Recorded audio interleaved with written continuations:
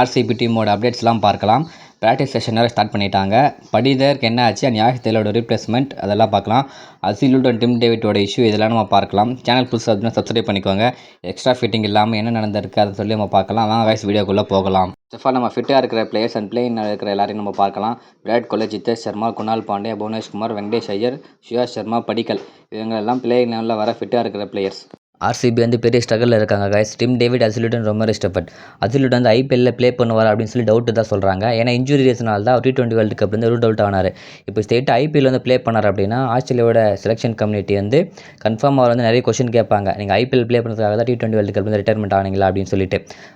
அப்புறம் அவருக்கான ரீப்ளேஸ்மெண்ட் வந்து ஜேக்கப் டஃப் இருக்கார். பட் அசிலுட் அளவுக்கு இம்பாக்ட் தருவாரான்னு வந்து கன்ஃபார்ம் தெரியாது. ஏன்னா இந்தியா நியூசிலாந்து சீரிஸில் வந்து பார்த்துருப்பீங்க, எல்லா பவுலருமே செம்ம அடி வாங்கினார். ஜேக்கப் டஃப் ஓரளவுக்கு போட்டார். ஆனால் இருந்தாலும் இப்போ T20 மாடுலேஷன் வந்து மார்க்கெட் வேறு ஃபார்மில் இல்லை. பிபிஎல் இன்ஜுரிக்கு அப்புறம் T20 வேர்ல்டு கப்பில் ப்ளே பண்ணார். பட் சொல்லிக்கிற அளவு சுத்தமாக பர்ஃபார்மன்ஸ் எதுவுமே அவரால் தர முடியல. நெக்ஸ்ட் வந்து ரொமர் ஸ்டெஃபர்ட். அவருக்கு வந்து பிளேயிங் லெவலில் சான்ஸ் கிடைக்குது. சான்ஸ் கிடைச்சாலும் பேட்டிங் கிடைக்க மாட்டேங்குது. ஏன்னா முக்கியமான கடத்தில் ஆர்சிபிக்கு ஒரு பெஸ்ட் ஆல்ரவுண்டராக இருந்தார் லாஸ்ட் இயரில். பட் இந்த இயர் வந்து ஐபிஎல் அப்போ தான் தெரியும் அவரோட பர்ஃபார்மன்ஸ் எப்படி இருக்குது அப்படின்னு சொல்லி. கேப்டன் படிதர் இன்ஜுரிக்கு அப்புறம் பெருசாக இன்ஃபர்மேஷன் எதுவுமே வந்து கிடைக்கல. இப்போ வந்து ப்ராக்டிஸ் கேம்பில் ஜாயின் பண்ணியிருக்கிறதா வந்து சொல்கிறாங்க. பட் வந்து தெரியல அவர் வந்து பழைய ஃபார்ம் இருக்கா இல்லையா அப்படின்னு சொல்லிட்டு ஐபிஎல் மேட்சை பார்த்தா நம்மளால் பார்க்கவே முடியும். ஆர்சிபி டீமுக்கு லெஃப்ட் ஹேண்ட் பவுலர்னால் அது யாஷ் தயால் தான். ஒரு நம்பிக்கையான பவுலராக வந்து இருக்கார். ஏன்னா கல்கத்தாக்கு ஆப்போசிட் மேட்ச்சில் செம்ம அடி வாங்கினார். அதுக்கப்புறம் அந்த ஆர்சிபி அவர் பிக் பண்ணி ஒரு நல்ல பொசிஷனில் வந்து இருக்கார். ரீசெண்டாக அவர் கிரிக்கெட் ப்ளே பண்ணுறதெல்லாம் சொல்லி ஒரு ரூமர்ஸ் வந்துட்டு இருக்குது. அது வந்து கன்ஃபார்மாக தெரியல. இப்போ அவரால் ப்ளே பண்ண முடியல அப்படின்னா ஆர்சிபி வந்து ரீப்ளேஸ்மெண்ட் பிளேயர் எடுக்கணும். ஆனால் இருந்தாலும் ஆர்சிபி வந்து பேக்கப் பிளேயரில் இருக்காங்க. அது அவர் ப்ளே பண்ணுவாரா ப்ளே பண்ண மாட்டாரா அப்படின்னு சொல்லி ஐபிஎல் அப்போ தான் நம்மளுக்கு தெரியும்.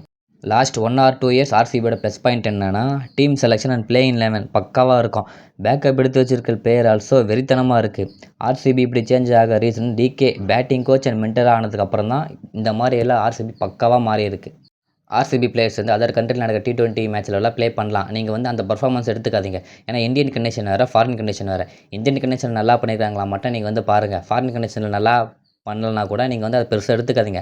ஏன்னா நம்மளுக்கு வந்து ஐபிஎல் தான் முக்கியம். அந்த ஒரு ரீசனுக்காக தான் பிளேயர்ஸ்லாம் ரொம்ப இம்பார்ட்டன்ட். நெக்ஸ்ட் எந்த வீடியோன்னு சொல்லி கமெண்ட் பண்ணுங்கள். நெக்ஸ்ட் வீடியோவில் பார்க்கலாம். Bye guys.